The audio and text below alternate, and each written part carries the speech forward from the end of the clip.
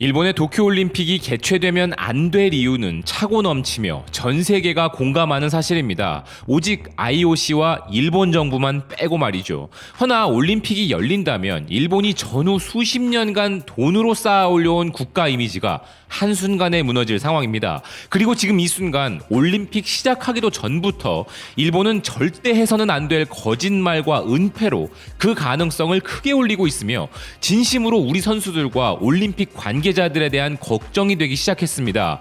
일본 온라인 매체 리테라는 일본 정부가 올림픽 관계자의 확진과 접촉자 추적 사실 여부를 정부가 은폐하고 있다는 연속 기사를 보도하고 있는데요. 그리고 기사는 도쿄의 감염 폭발이 임박한 가운데 스가 총리는 올림픽을 무관객으로 개최한다지만 이 또한 거짓말이라는 것입니다. 일부 대규모 공연장이나 야간에 실시되는 경기만 무관중으로 하고자 하는 것에 불과하고 나머지 경기장에는 관객을 받는 것을 고집하고 있다면서 국민을 바보 취급하는 일을 벌이고 있다는 것인데요. 허나 지금 현재 일본의 감염 상황으로는 무관중 개최조차 말이 안 된다면서 후생노동성 자문위원회, 교토대학 등의 새로운 시뮬레이션에 의하면 7월 중순 도쿄도 내 하루 확진자가 1000명, 8월 4일경에는 2000명을 넘을 것으로 예상되는데 심지어 이것은 델타 변이는 계산에 넣지도 않은 결과라 기사는 지적하고 있습니다. 그러면서 일본 정부의 충격적인 은폐 만행을 고발하는 기사인데요.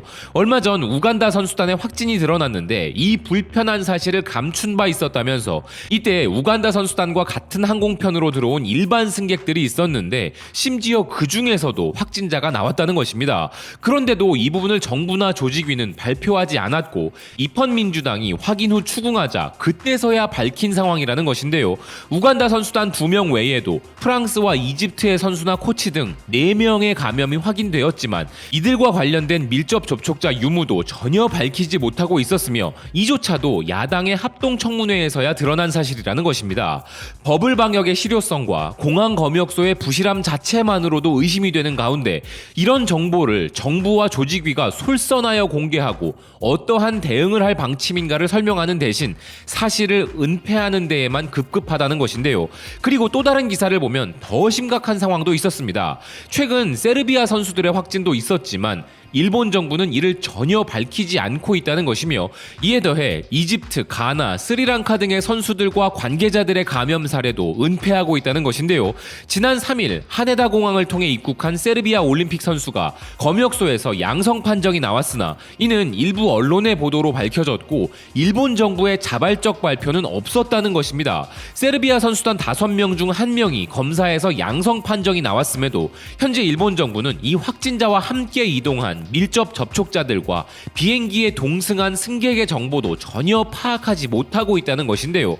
확진자에 대한 대처는 그렇다 치고 이 확진자들과 밀접 접촉한 사람들의 추적이 대한민국처럼 이루어질 수 없는 일본이기에 대한민국 대표 선수단과 관계자들이 선수촌과 관련 장소를 이동하거나 상주할 때 이런 밀접 접촉자들과 아무것도 모른 채 접촉하게 될 수도 있는 상황인 것이죠. 그런데 믿기 힘든 경악할 만한 소식은 더 있습니다.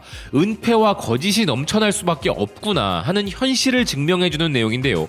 무려 올림픽을 책임지는 담당 장관이라는 자의 입에서 백신에 대한 무식함이 절로 드러난 충격적인 내용을 마이니치가 보도했습니다.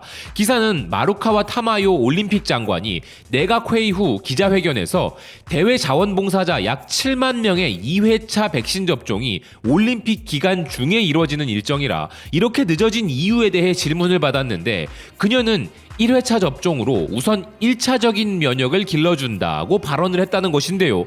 현재 백신은 2회차 접종을 하지 않으면 그 효과가 없다고 여겨지므로 이는 매우 비과학적인 답변이라 비판을 받고 있다는 것입니다. 도쿄 스포츠는 이를 두고 개최국으로서 이건 아니라면서 올림픽 장관의 1차적 면역이란 발언으로 전 세계에 무지함을 드러냈다고 비난하고 있는데요. 올림픽을 개최하는 개최국의 장관이 자원봉사자들에게 2회차 접종을 못해주면서도 이런 무지한 변명을 한 것에 대해 의료 관계자들은 분노하고 있다는 것입니다. 1회차만으로 효과가 있다 없다의 문제가 아니라 올림픽을 책임지는 자의 입에서 나온 발언이 이 정도라면 정말 올림픽 선수단들과 관계자들의 안전이 과학을 근거로 하는 정확한 판단과 리더십 아래 놓인 것인지 우려가 된다는 것인데요. 실제로 선수들과 접촉이 있을 수밖에 없는 자원봉사자들의 2회차 접종은 7월 31일 이후이기에 백신의 충분한 효과를 얻을 수 없는 사람이 많을 것은 당연합니다. 한편 일본인들 중에서도 이런 전 세계인들의 참극을 막고자 노력하는 사람들이 있는데요. 문춘 온라인의 기사에 따르면 독일 대중매체 프랑크푸르트 룬터샤우가 일본에도 올림픽 개최를 반대하는 사람들이 있다는 것을 보도했다는 것입니다. 일본의 사회철학자 미시마 케니치와 정치학자 미우라 마리 등의 일본의 지식인 20명이 일본에 오지 말아달라는 성명을 독일어권 여러 미디어에 송부하였다는 것인데요. 영향력 있는 국가 독일이 올림픽 보이콧을 하면 다른 나라에서도 연쇄적으로 일어나게 될 것이기에 독일에 부탁했다는 것입니다. 그리고 다이아몬드 온라인에 따르면 우리가 어렴풋이 짐작했던 일본의 확진자나 검사 수 조작질에 대해 마찬가지로 우려하는 보도가 있었는데요.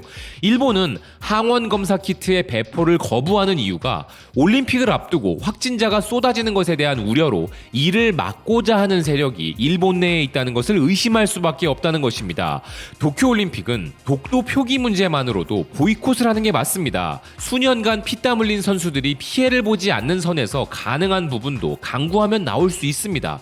일각에서는 일본이 바라는 독도와 관련한 분쟁이 더 알려지는 부작용이 있을 수 있기에 오히려 보이콧은 부작용이 강할 것이라는 주장도 일면 타당하다고 할 수 있으나 그것이 대한민국 영토 주권에 대한 도발을 감행하는 적국의 만행을 그대로 받아들이는 것에 비해 더 가치 있다고 할 수는 없기 때문이죠. 반대로 이것을 받아들이면 일본의 독도 주장을 우리가 침묵하는 것이 되고 말 같지도 않은 일본의 주장을 인정하는 것이 될 수도 있는데 그것은 또 어떻게 항변할 수 있을지 하는 문제가 발생하기도 합니다. 그럼에도 일본으로 우리 선수들이 가야 한다면 이제 선수들의 안전을 걱정해야 합니다. 이렇게 믿을 수 없는 국가, 확진자는 물론 접촉한 자들을 추적도 못하는 국가로 우리 선수들이 가는 것이란 점을 우리는 받아들여야 하는 상황인 것인데요. 비단 선수들의 생명과 관련한 문제까지는 아니라도 대한체육회를 비롯 관계자들이 기억했으면 하는 보도 하나가 니케이 아시아에 있었습니다. 기사는 팬데믹 올림픽으로 인해 참가 선수들의 정신건강이 우려된다 보도하고 있는데요.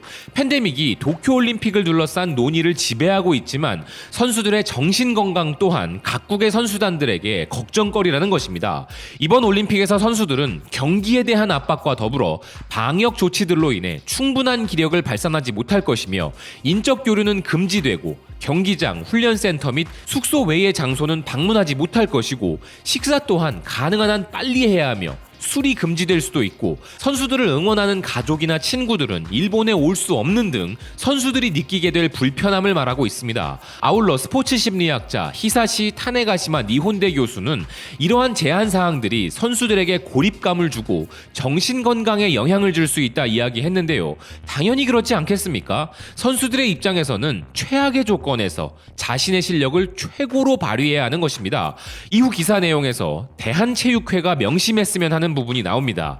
비록 정신상담 등의 서비스를 제공하는 클리닉이 설립될 것이긴 하지만 이를 걱정하는 일부 국가들의 경우 선수들의 정신건강을 위하여 만반의 준비를 하고 있다는 것인데요. 영국 올림픽협회의 경우 운동선수와 직원들을 지원하기 위한 정신건강 전문가 팀을 별도로 파견한다는 것입니다. 뿐만 아니라 싱가포르 대표단에도 스포츠 심리학자 3명이 포함되어 있다는데요.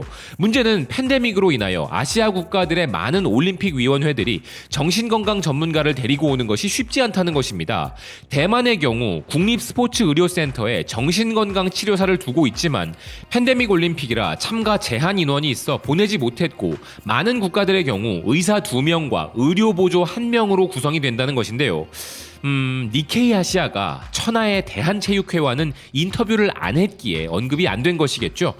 설마 영국과 싱가포르는 선수들의 정신건강에 이렇게 신경 쓰고 있고 심지어 대만도 이런 부분을 우려하지만 부득이 인원 파견을 하지 못해 아쉬워하는데 설마 대한체육회는 이에 대한 준비가 전혀 안 돼 있을 것이라는 의심은 추호도 하지 않겠습니다. 당연히 준비되어 있을 것이라 믿겠습니다. 쌍팔년도 시절에는 가슴에 태극기 달고 국위선양을 위해 무조건 따야만 했던 금메달이지만 허나 이제는 선진국 반열에 오른 대한민국에게 예전만큼 그 필요성이 강하지 않습니다. 정말 순수하게 선수들이 최선을 다하는 그 열정을 감상하는 것만으로도, 순수하게 각 종목의 매력을 즐기는 것만으로도 충분합니다. 일반적인 올림픽이라면 자신의 실력을 입증하여 태극기에 키스하는 우리 선수들의 모습을 보며 응원하고 싶은 감동과 전율을 느끼는 것이 정상이겠으나 이번 올림픽만큼은 아닙니다. 그저 아무 탈 없이 무사히 잘 마치길, 개최되어서는 안 될 역사상 최악의 올림픽 일정 기간 동안 선수 및 관계자들의 무사 안녕을 바라는 마음으로 함께하겠다는 생각입니다. 시청해주셔서 고맙습니다. 또 뵙겠습니다.